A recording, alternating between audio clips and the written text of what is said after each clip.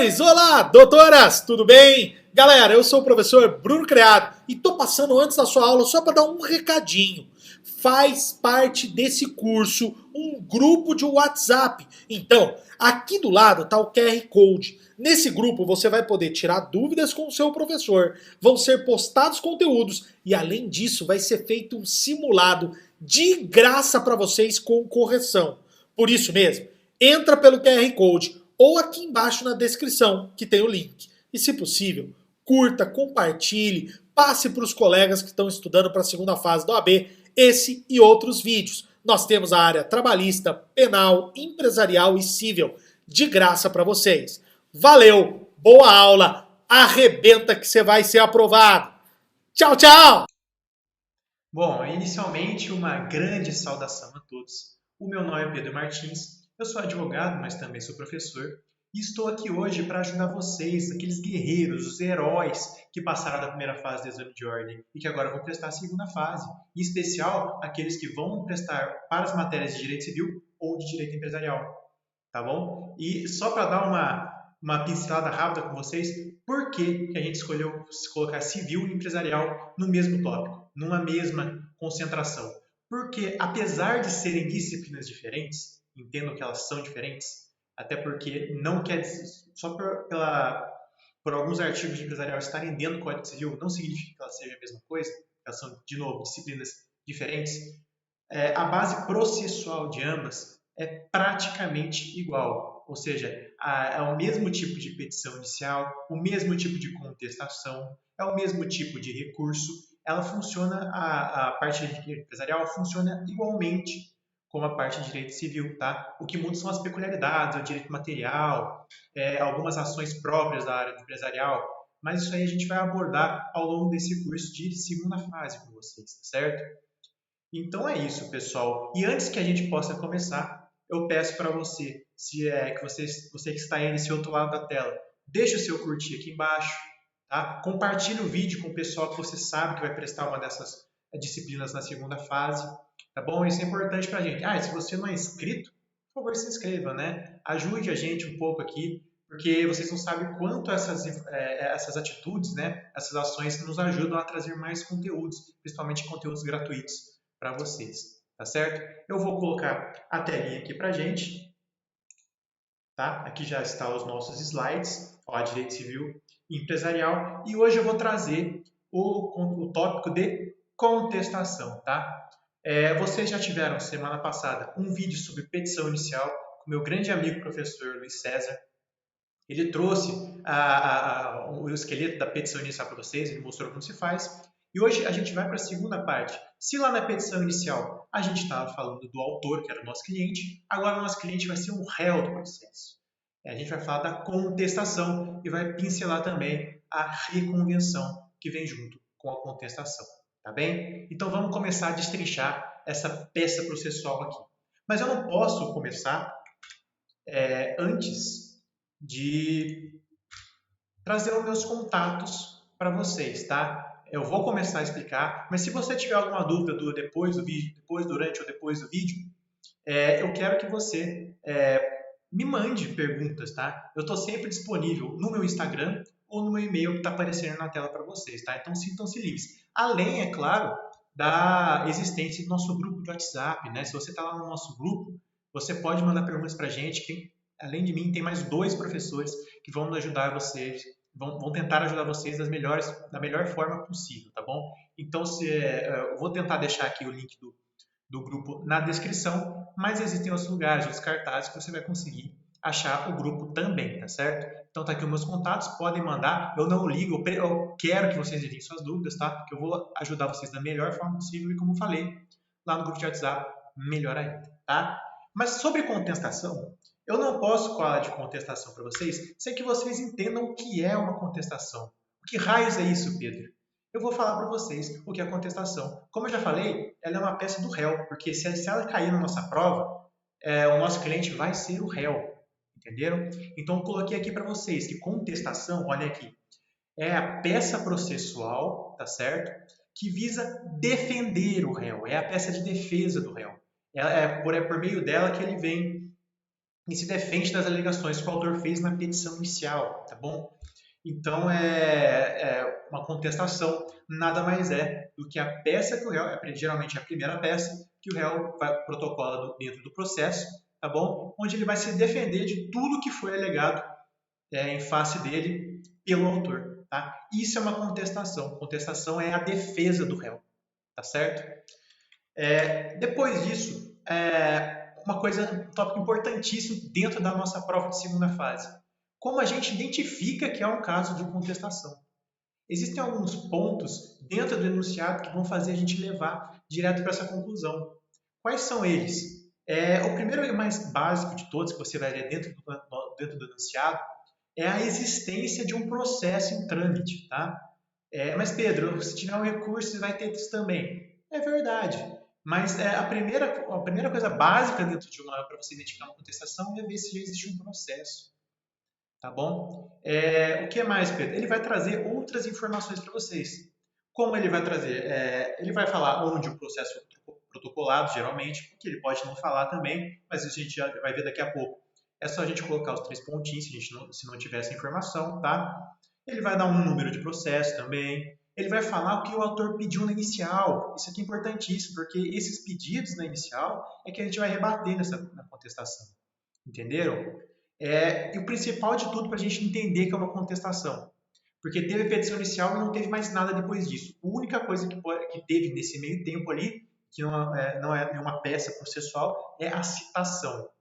Ele vai falar, o enunciado vai trazer que o réu foi citado, tá? Você é o advogado desse réu e ele tem que se defender. É aí que a gente vê que existe uma contestação que a gente tem que fazer, tá bom? Então é assim que a gente consegue identificar uma contestação, tá bom? Vamos prosseguir aqui então. Prazo. Qual é o prazo que eu tenho para protocolar a minha contestação? Isso é importantíssimo na peça. Por quê? Pela questão da tempestividade, tá? Se a gente não protocolar, isso aqui não é mais pela peça em si, mas só para vocês entenderem como funciona.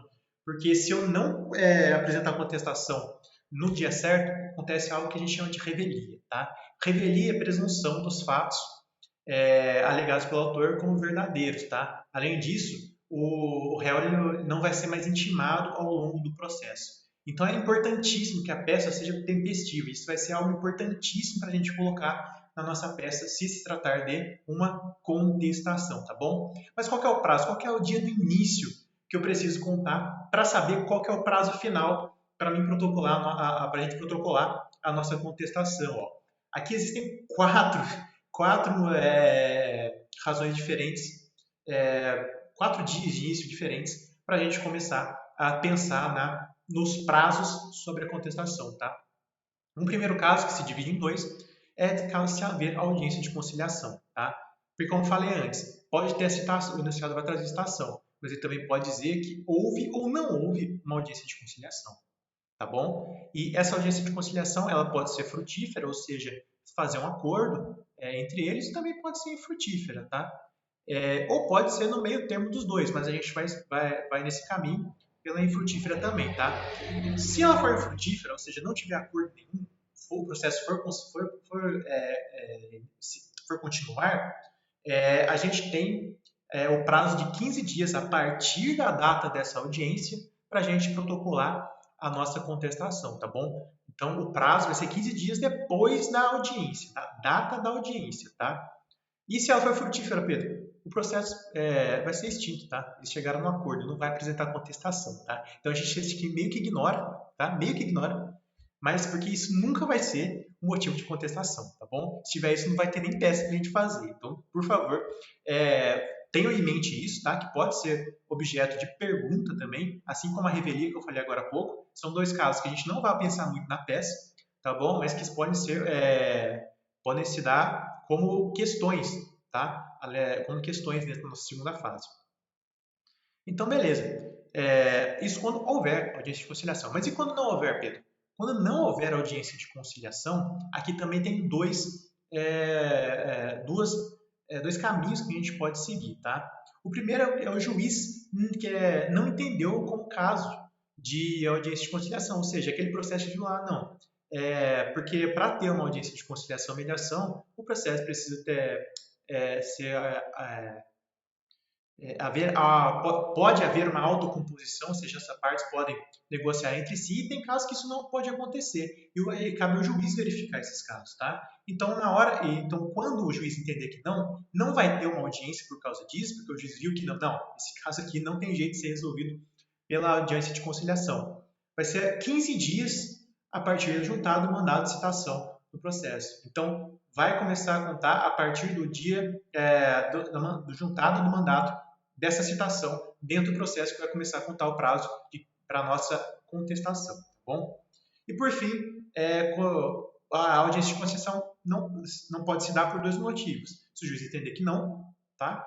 E se ambas as partes não quiserem, tá? Algumas delas vai ser obrigatórias, tá? Como são os casos de família.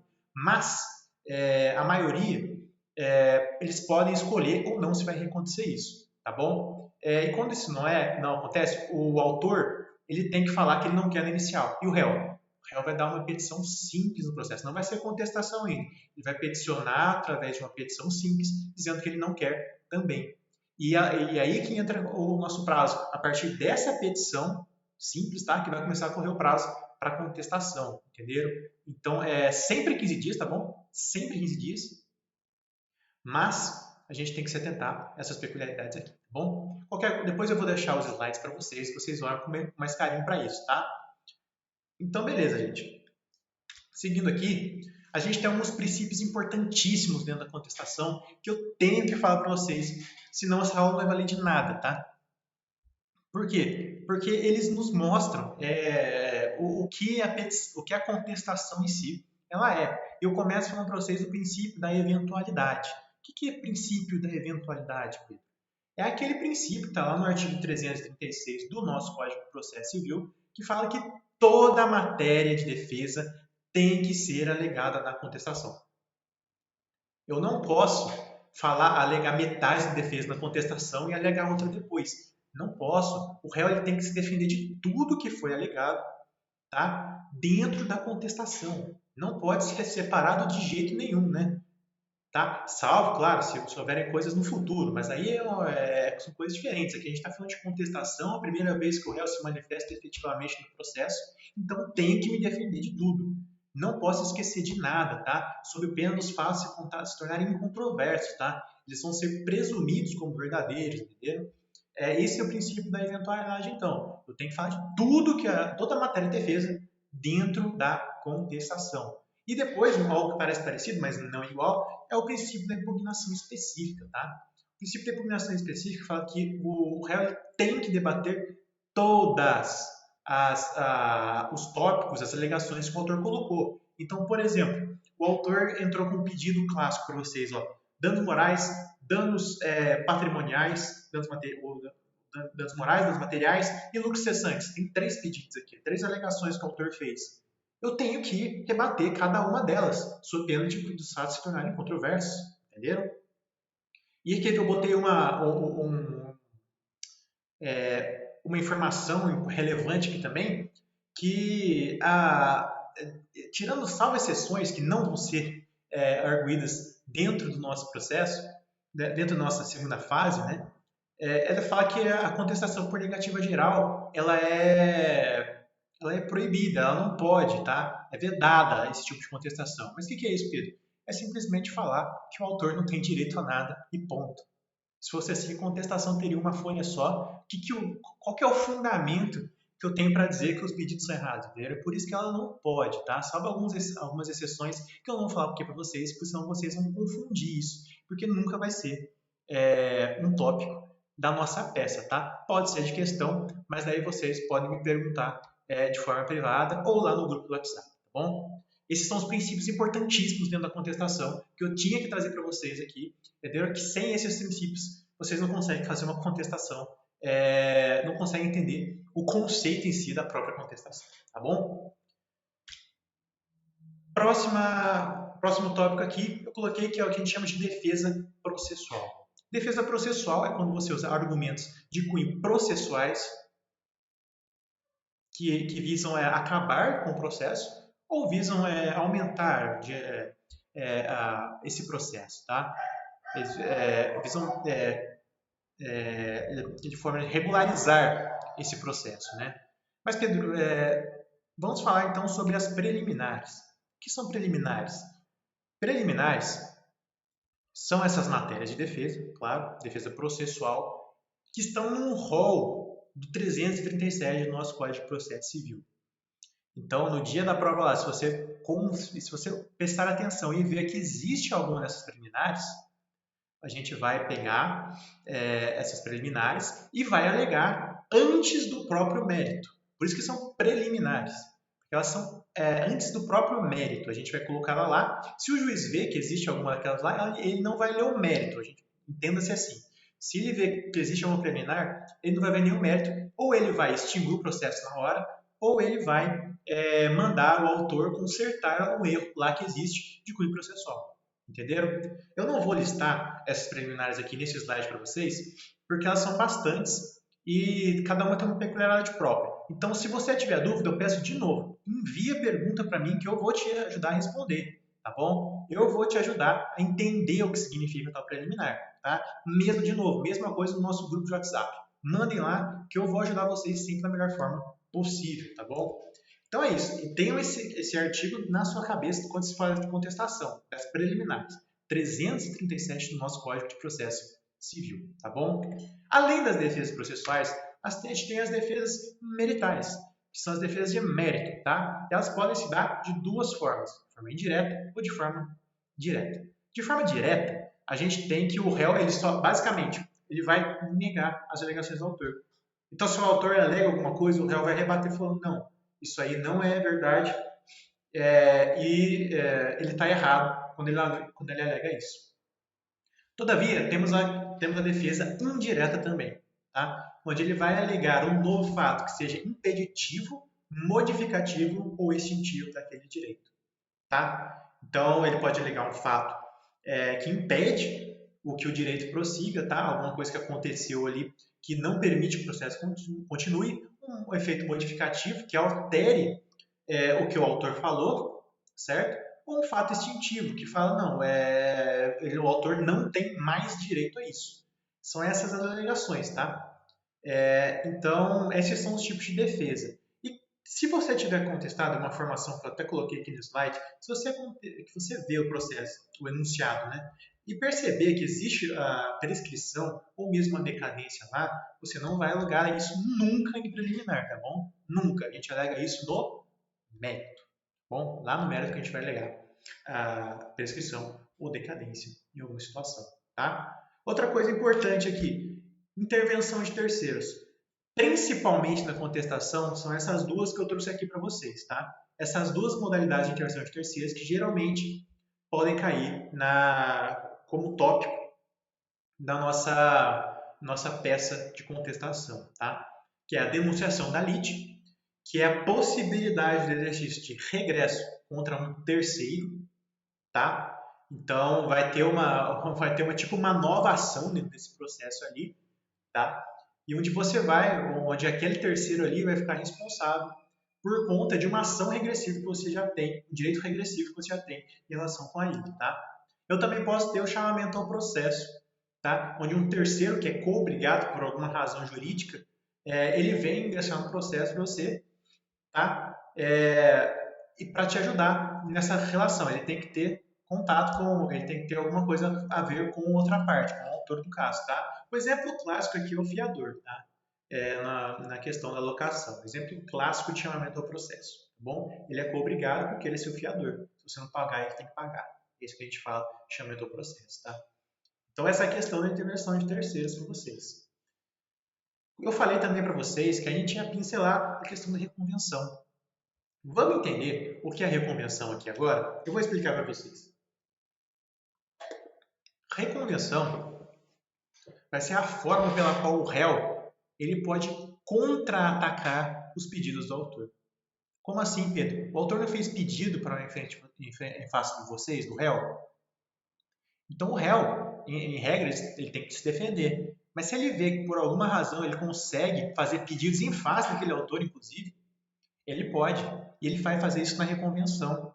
E é isso que eu trago aqui para vocês, tá? É o contra-ataque do réu, ó, dentro do mesmo processo, tá bom? Que a gente vai fazer esse pedido reconvencional, tá bom? Ele tem, eu coloquei aqui para vocês, ó, ele tem natureza jurídica de ação, tá? Ação, e ele deve ser conexo ou com a ação principal ou com os fundamentos da defesa. Eu vou explicar um negócio para vocês, eu quero que vocês olhem aqui no videozinho aqui para mim, porque eu vou explicar para vocês como isso funciona, ó. Eu tenho essa bola aqui. Essa bola aqui é o processo, tá bom? Esse meu dedinho indicador que entra aqui, forma a bolinha, essa aqui eu chamo de ação principal, tá? Essa outra bolinha que vai entrar aqui agora, eu chamo de reconvenção. Tá vendo? São duas ações dentro de um mesmo processo. Ou seja, dentro desse número de processos que eu vou ter, eu tenho duas ações correndo, tá? Uma principal e uma reconvenção, tá? Elas podem ser independentes entre si, entendeu? São duas ações, mas no mesmo processo. Isso aqui é importante que vocês saibam, tá bom? E o melhor de tudo, essas duas açõezinhas, elas têm que ser conexas, tá? Tem que ser conexas. Se for o caso, né, de ser conexo à ação principal, porque a reconvenção ela pode ser conexa também com os próprios fundamentos da minha defesa. Eu aleguei alguma coisa na minha defesa, um fato impeditivo, modificativo, extintivo, que tem a ver com o pedido que eu posso fazer em face dele. Não, isso aqui que ele ligou está errado. Além de estar errado, na verdade é ele que me deve. Entenderam? Essa seria a situação da defesa. Então, está conexa com os fundamentos da defesa. Então, é importante que você tenha esse conceito de reconvenção, que você sempre vai ter que comprovar a conexão, tanto se for da ação principal, como também se for com os seus próprios fundamentos que você vai utilizar na sua defesa, tá bom? E aqui algumas terminologias que eu trouxe para vocês. Eu falei para vocês, você tem a natureza de ação. Então, tem nomes específicos para o réu e para o autor, tá? Porque aqui no caso, o réu, na ação principal, vai se tornar um reconvinte aqui na reconvenção. Ele está pedindo alguma coisa. Reconvinte que a gente chama, tá? Não vou colocar autor e réu aqui, requerente e requerido. Eu vou colocar reconvinte, tá? E a outra pessoa aqui na ação principal é o autor, vai ser o reconvinto, tá? É importante para a gente colocar na hora da peça lá, tá? E por fim, como eu apresento essa reconvenção? Gente, reconvenção, a partir do nosso código de 2015, ele vai falar que tanto a contestação quanto a reconvenção, elas têm que vir juntas, tá? Ó, vou fazer barulho, ó. Juntas, elas têm que ser na mesma peça processual. Eu vou mostrar para vocês daqui a pouco. Mas, ou seja, eu não posso que elas estejam separadas, entendeu? Principalmente no exame de ordem. Você não vai fazer uma contestação e pular uma página e fazer uma reconvenção. Nunca. A gente vai fazer a mesma peça processual, tá bom? É isso que o código ele quer trazer para a gente, entendeu? Mas é possível, uma questão aqui, é possível ter uma contestação sem reconvenção? Claro que a gente, né? Toda vez que a gente tem que protocolar, toda vez que a gente pode contra-atacar uma ação, entendeu? Mas eu posso ter uma reconvenção sem uma contestação? Posso também. Eu posso fazer isso. É muito difícil que caia no exame de ordem, é muito difícil, mas é possível também que a reconvenção por si só eu possa apresentar ela sozinha, tá? Mas entenda, não é normal a OAB cobrar isso, eu duvido que cobre, tá? A reconvenção sempre vai vir junto com a contestação, tá bom? Então, isso aqui é o que é importante que eu queria trazer para vocês a respeito da reconvenção. Tá, eu já falei muita coisa teórica para vocês. Eu vou colocar aqui agora como que a gente faz na prática. Como a gente vai estruturar essa contestação nossa, e ainda mais se tiver o que a gente chama de reconvenção que eu acabei de explicar para vocês.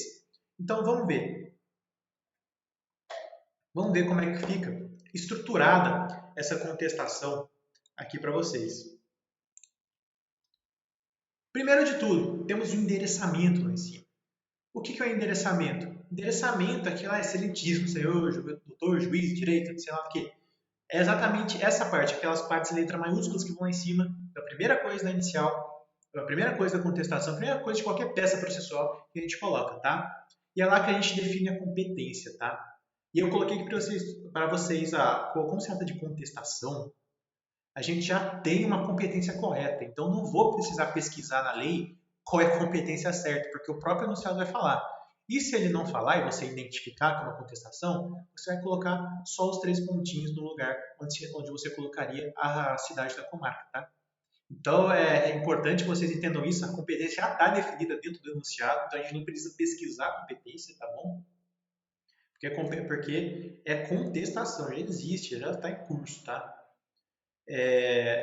Mas e se tiver incompetência, Pedro? Se eu achar lá que eu tenho uma preliminar de incompetência, você não vai direto na que você considere correta, você vai nesse mesmo juiz que o cara publicou. Aí o juiz esse juiz incompetente vai remeter os autos para o juiz competente, entendeu? Então é importante que vocês entendam isso também. Então essa competência sempre vai ser o que está no enunciado, tá? E se ele não trouxer o nome específico, você usa os 3 pontinhos, tá?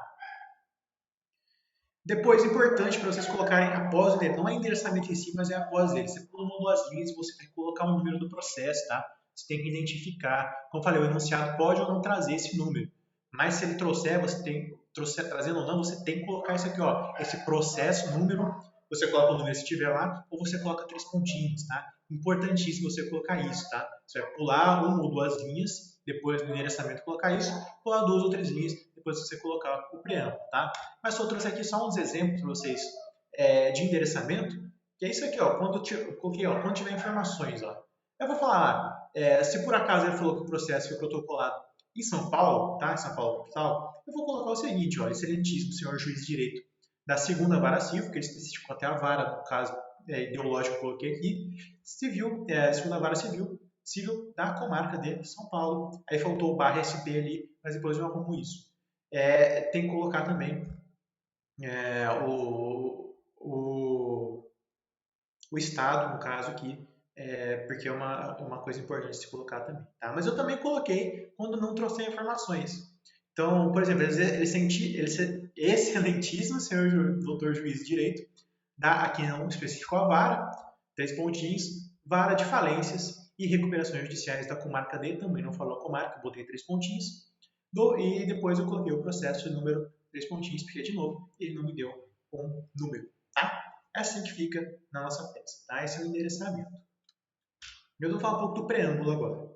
Preâmbulo é onde você qualifica as partes, tá? Lá no inicial a gente tem que qualificar tudo a respeito do nosso processo, tá? Tanto a parte autora, que faz a petição inicial, quanto a parte a parte do polo passivo, né, que é o réu. Mas aqui no preâmbulo da contestação, a gente tem que ter em mente que já existe uma inicial com todas essas informações. Então, nesse sentido, a gente tem que saber que as partes já estão qualificadas no processo, eu não preciso qualificar de novo, tá?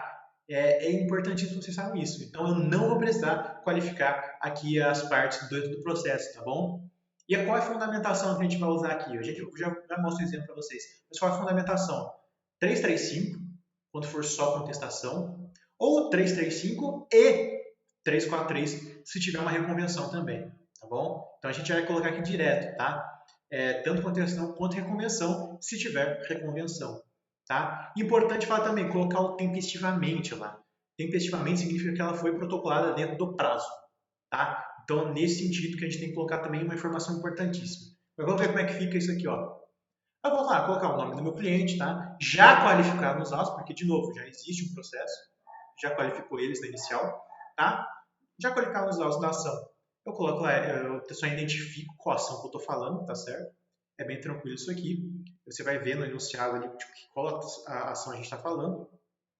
Que imóvel o autor, aqui eu vou colocar o nome do autor, né? O cara que protocolou inicial, também já qualificado, vem tempestivamente, importante tempestivamente, por meio de seu advogado, que eu vou ter que colocar entre parênteses a procuração que está anexa lá também, nos termos do artigo 335 e seguintes, e 343 do Código de Processo Civil. De novo, ó, essas coisas que estão grifadas, sublinhadas, se tiver reconvenção, tá? Não é toda vez que a gente tem que colocar isso. Se você entender que existe uma reconvenção, você coloca. Se não, você deixa só os da contestação, tá bom?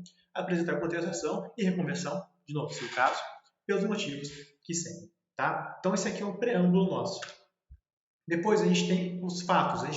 Coloquei dos fatos aqui, mas a gente pode colocar da síntese dos fatos também, tá? Porque a gente vai explicar rapidinho o que aconteceu ao longo do processo, tá?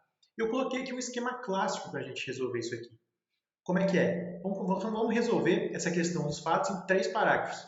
Primeiro parágrafo, a gente vai colocar lá, ó, trata-se de. Aí você vai explicar do que se trata a ação, tá bom? Quais são os pedidos que o autor fez, porque vai estar no enunciado, tenho certeza que vai estar. Esse a gente vai fazer o nosso primeiro. Vai falar uma rápida síntese mesmo, tá? Do que o autor pediu no inicial.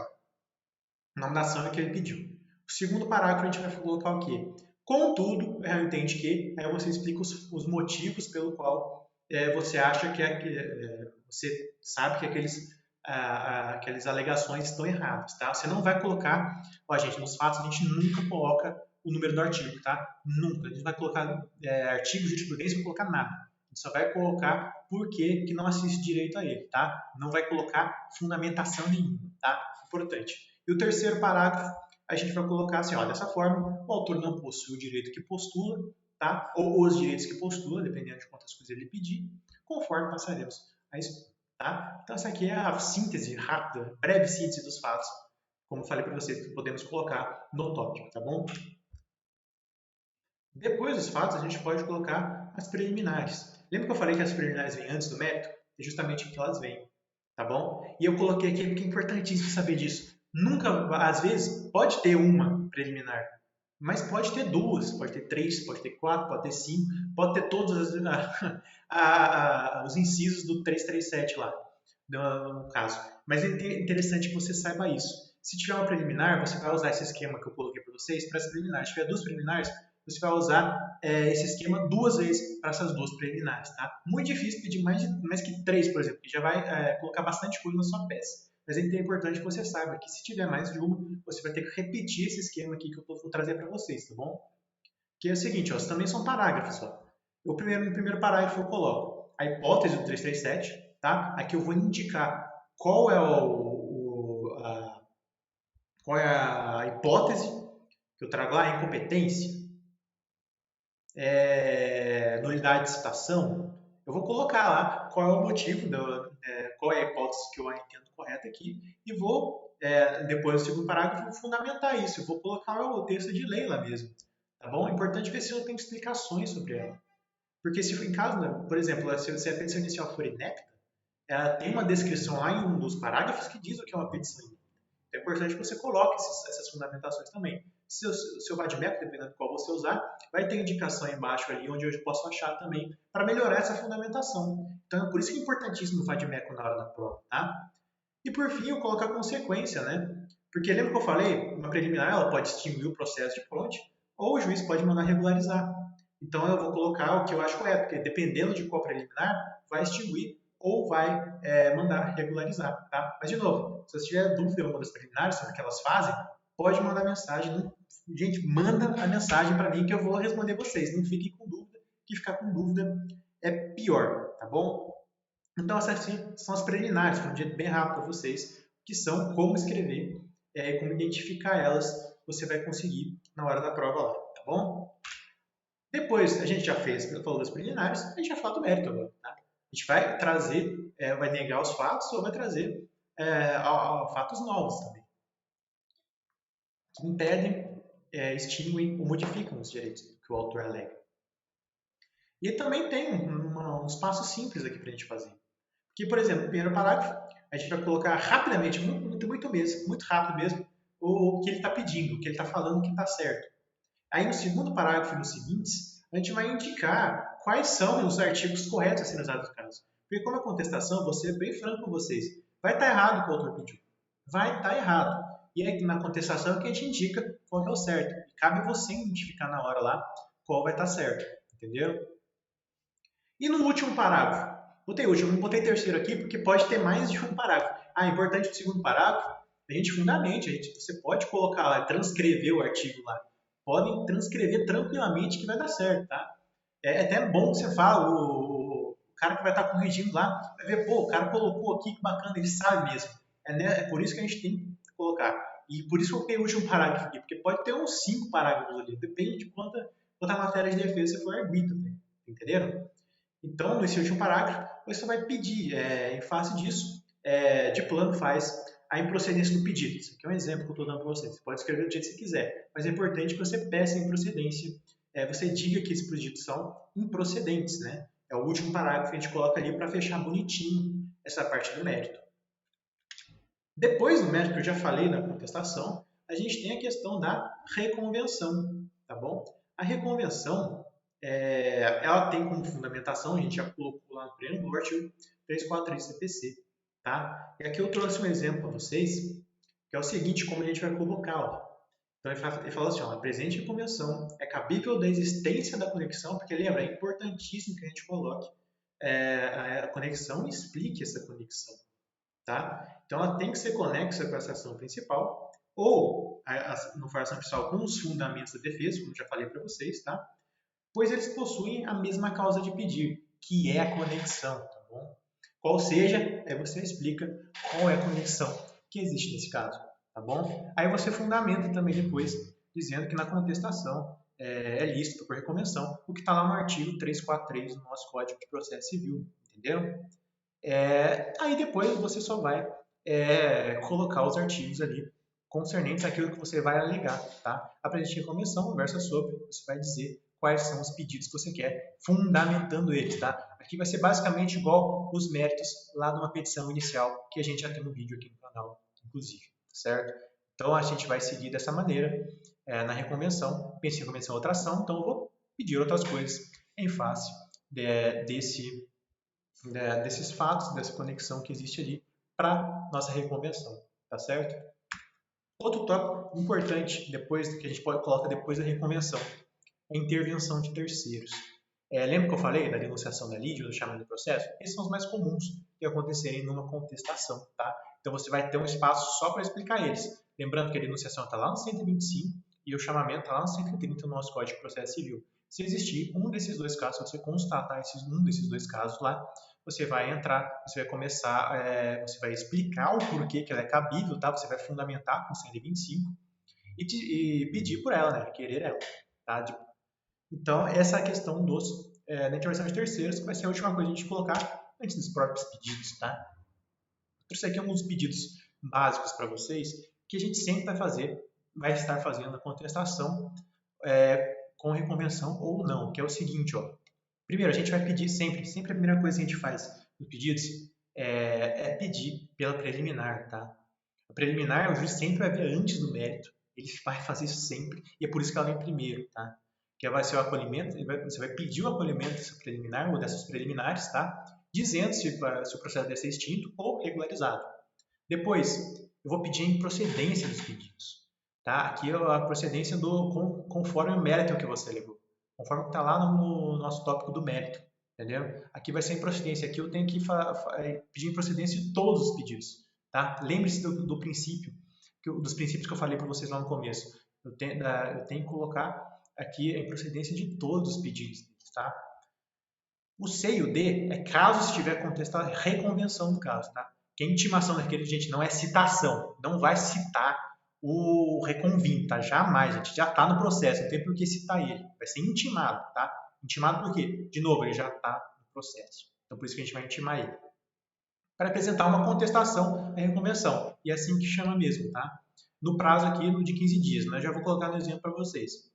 Letra D, recolhimento das custas ou justiça gratuita, tá? Então, aqui, como que eu estou pedindo de novo, eu tenho que pagar custas, né? Eu estou iniciando uma nova ação, então existe custa sim, ou peço justiça gratuita se o enunciado falar que é necessário. Letra E, aqui já é qualquer caso, condenação, impostos e honorários, tá? Letra F, se tiver intervenção de terceiros, eu vou pedir a citação, porque eles não estavam no processo, por isso que a citação do denunciado ou do chamado, tá? O endereço do advogado, com 77, inciso 5 do CPC, e por fim, as provas. Mas como que fica isso no exemplo, Pedro? Exemplo aqui, ó. Letra A, eu vou, diante de todo exposto, requer o recolhimento da preliminar, o acolhimento da preliminar ou das preliminares, né? Indicando de novo o inciso delas, o 337, pedindo para extinguir ou para regularizá-la. Letra B, em relação ao mérito, que sejam julgados improcedentes os pedidos formulados, tá? Aqui é interessante que você explique quais pedidos são esses, tá? Letra C e D é para o caso de reconvenção, tá? Como eu falei, vocês têm um prazo de 15 dias, que é o próprio prazo da contestação, tá? É uma nova ação, então ele vai poder contestar. E letra D, o recolhimento das custas judiciais ou a concessão da justiça gratuita, dependendo do caso. Letra E, a consequente condenação aos pagamentos, custas e honorários serem arbitrados pelo juiz. A letra F, se for o caso, a citação do enunciado do chamado, a questão do endereço do advogado. Ele informa o endereço profissional do advogado, que receberá as intimações, tá, nos termos 77, inciso 5 do CPC. E, por fim, protesto aprovado ou alegado por todos os meios de prova de direito emitidos. Aí você coloca especialmente prova testemunhal, prova documental, o que for mais conveniente para você usar na nossa contestação, tá bom? E por fim não, antes do por fim, a gente tem o valor da causa. Gente, valor da causa só em reconvenção, tá? Tô até falando alto para você entender, que é só em convenção. Contestação não tem valor da causa. Por quê? Porque o valor da causa já está na inicial. Como é uma nova ação que eu estou entrando, vai precisar do valor da causa. Estou fazendo pedidos em frente ao réu que não existia, pedidos em frente ao autor que não existia antes, tá? Que no caso vai ser o reconvindo. Então, preciso sim de valor da causa se a gente tiver com reconvenção. Não tem reconvenção? Ignora isso aqui, ignora. Não existe valor da causa, tá bom? Aí eu coloquei lá, se tiver, dá-se a reconvenção o valor de... Tananana, não esquecer de escrever por extenso, tá? E agora sim, por fim, a nossa finalização. Termos aqui, de deferimento, local, data, advogado, OAB, número tal. Beleza? Do jeito que está aqui. Isso aqui é o modo perfeito de a gente fazer. Essa é a nossa finalização, tá? E dessa forma, eu encerro essa situação. Foi uma aula bem mais... tentando explicar para vocês o que é a contestação, como é que faz. E se vocês quiserem algo mais específico, de novo, entra lá no grupo. Eu tô batendo até para vocês entrarem mesmo, porque lá a gente vai ajudar vocês demais. A gente vai fazer um simuladinho lá com questões. Falando em questões, a gente não vai ter um vídeo específico sobre questões, mas é por lá que a gente está querendo ajudar vocês nesse tópico, tá? Então, fiquem à vontade para entrar nesse grupo, fiquem à vontade de mandar perguntas no Instagram, no meu e-mail, que eu vou responder vocês com certeza, tá bom? Então é isso, gente. Gostaria de agradecer demais vocês por terem visto esse vídeo aqui, tá? Espero que ajude vocês de alguma forma, tá? O meu nome é Pedro, estou disponível para vocês qualquer coisa e boa sorte na prova. Tenho certeza que vocês vão detonar nessa prova, correto? Então é isso, gente. Ótima sorte, tenho certeza que vocês vão bem, vocês estão se preparando, tá? E eu quero que vocês vão lá e arrebentem nessa prova, seja de direito civil, seja de direito empresarial. Beleza, gente? É isso aí. Um abração para vocês. Até uma próxima.